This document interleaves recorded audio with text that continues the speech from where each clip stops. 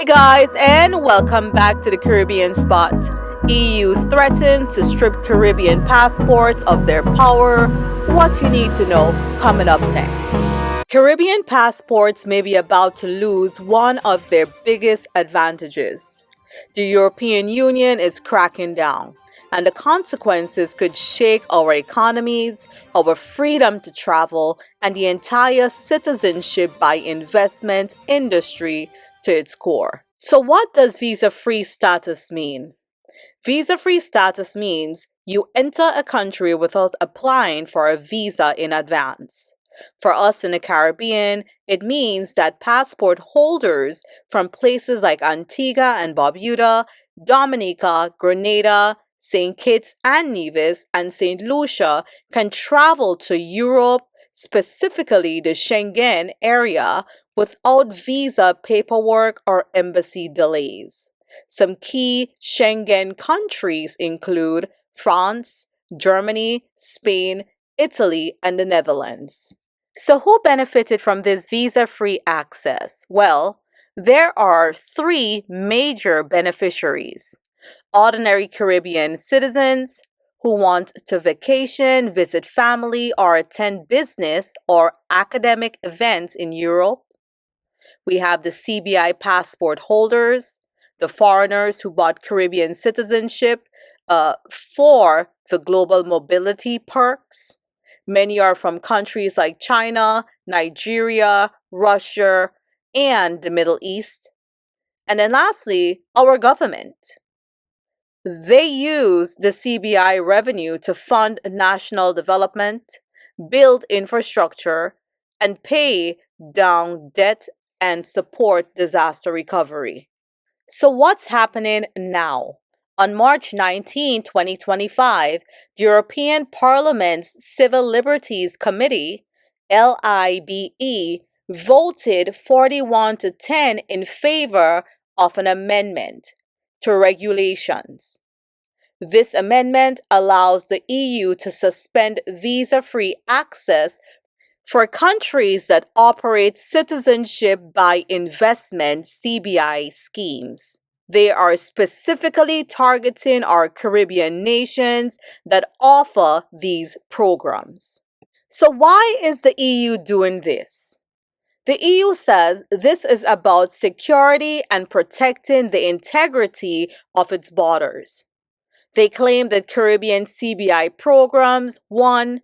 Sell passports to people with no genuine link to the country. That is true. Allow high-risk individuals to bypass standard immigration checks. And thirdly, are vulnerable to money laundering, identity fraud, and sanctions invasion. And they made their position clear in an official document. Listen to this. Visa-free access should not be used as a marketing tool to sell citizenship. These schemes can pose serious security risks to the Union, including risk of infiltration, money laundering, tax evasion, and corruption. And this is from the European Union. So what are the EU's proposed changes? 1. To add CBI schemes as an official reason to suspend visa-free travel. 2. Extend suspension duration from 9 to 12 months and later 18 to 24 months. 3. Introduce an emergency trigger for urgent suspensions. And lastly, increase EU control over who gets in and why. What will be the impact on CBI countries?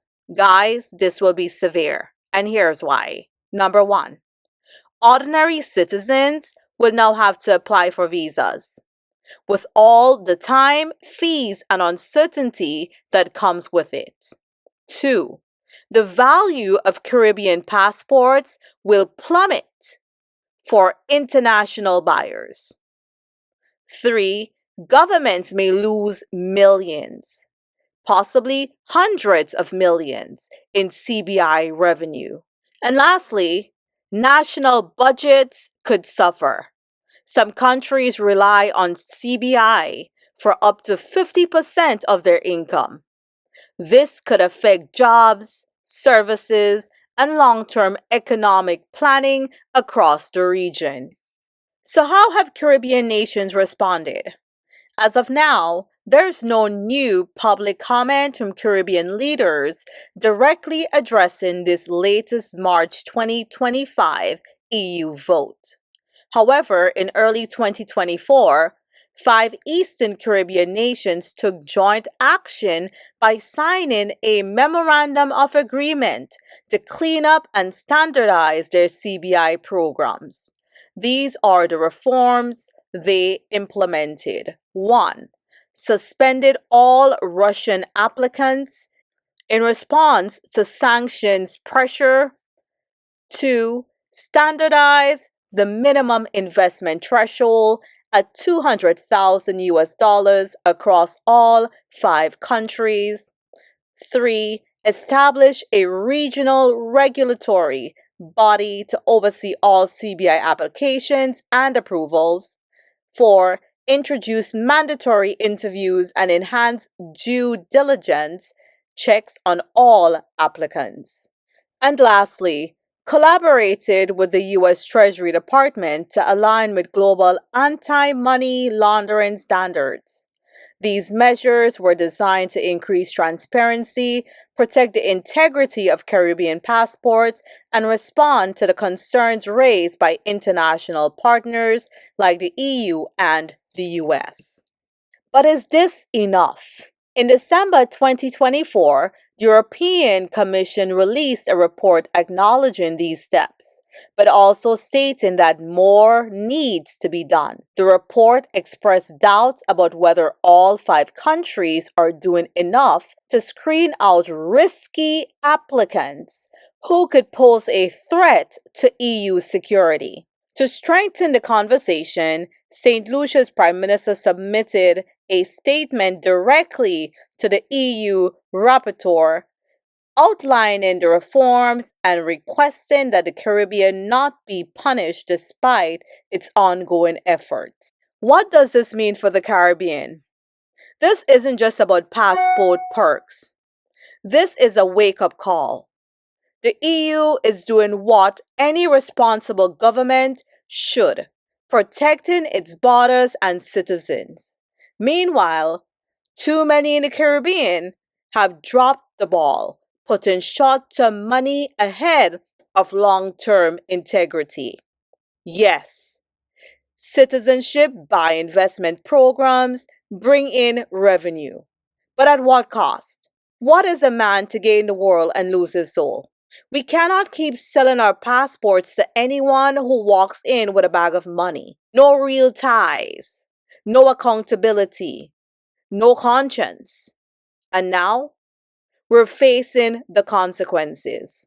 If this ban goes through, our people, not just the wealthy, will suffer. We would lose access, we would lose credibility, and we may lose one of the few competitive advantages we still have on the global stage. The Caribbean must clean up these programs for real, not just to please the EU, but to protect our people and our future. This is about sovereignty, security, and doing what's right. Because if we lose visa-free access now, we may never get it back. This is the Caribbean Spot, where we break down the truth, the politics, and the power plays shaping the Caribbean without fear or favor. Like, comment, and share this video so our people are informed. Because what's happening now doesn't just affect politicians, it affects you, your freedom to travel, and our economic future. Stay bold, stay woke, and stay Caribbean strong. And here's a question I'll leave you with. Should the Caribbean tighten its citizenship-by-investment programs before it's too late? Or are we willing to risk it all for the short-term gain? Drop your thoughts in the comments below. Let's talk about it. Until the next time, Bye.